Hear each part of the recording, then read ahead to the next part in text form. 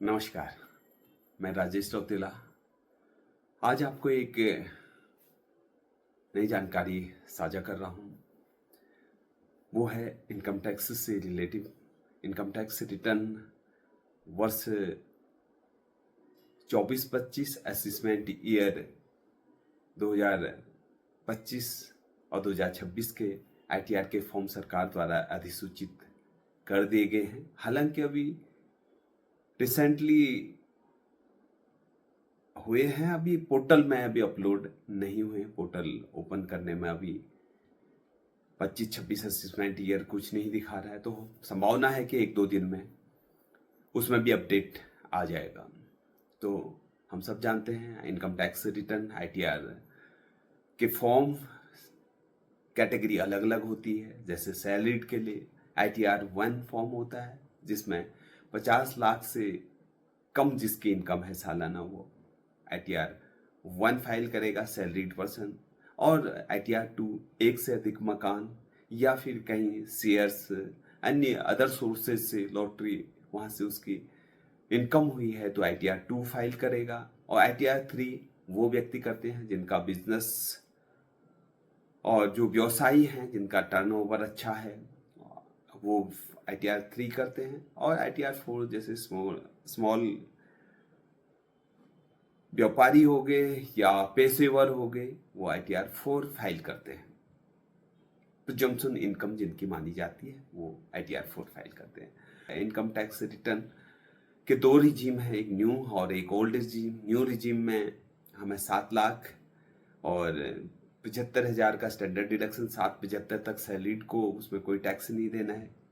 और बिजनेस वाले के लिए 7 लाख है।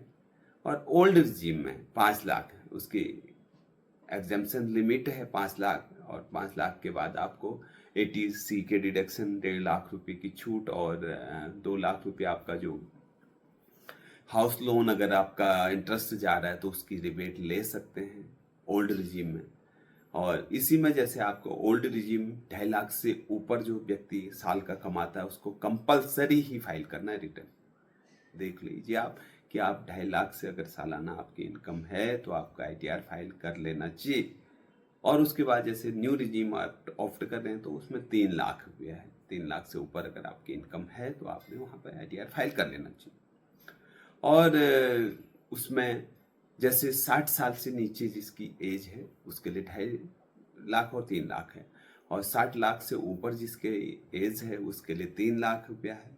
और 80 साल से ऊपर सुपर सीनियर सिटीजन जो है उसके लिए 80 साल है। फिर 80 साल वाले के लिए 5 लाख उसमें एग्जाम्पशन उनकी लिमिट है। तो ये आईटीआर के फॉर्म है। और हमें इसकी ड्यू डेट जो है, ड्यू डेट में कोई एक्सटेंशन नहीं किया गया। अभी जो जिनके ऑडिट नहीं होने हैं 31 जुलाई 31 जुलाई से पहले उनको फाइल करना है। और जिनका ऑडिट वाला है सितंबर अक्टूबर उनकी डेट रहेगी। रिवाइज रिटर्न आप 31 दिसंबर तक कर सकते हैं। अभी तक का जो भी घोषणा हुई है सरकार द्वारा वैसे संभवतः इस बार लेट आया फॉर्म, क्या बताए, 1-8% चांस ऐसे लग रहे हैं कि थोड़ा सा डेट में कोई रिलैक्सेशन ऐसा दे सरकार। लेकिन पिछली बार भी सोचे थे, हुआ नहीं ऐसा।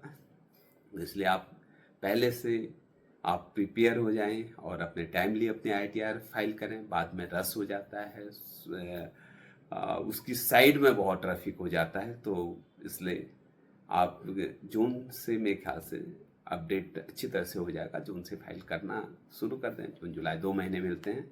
और अच्छे कोई आपके कांटेक्ट में हैं या कोई एक्सपर्ट हैं और कोई आपके जो टैक्स से रिलेटिव वर्क करते हैं उनसे आप सलाह भी ले सकते हैं। और अगर खुद जानते हैं तो खुद भी फाइल कर सकते हैं।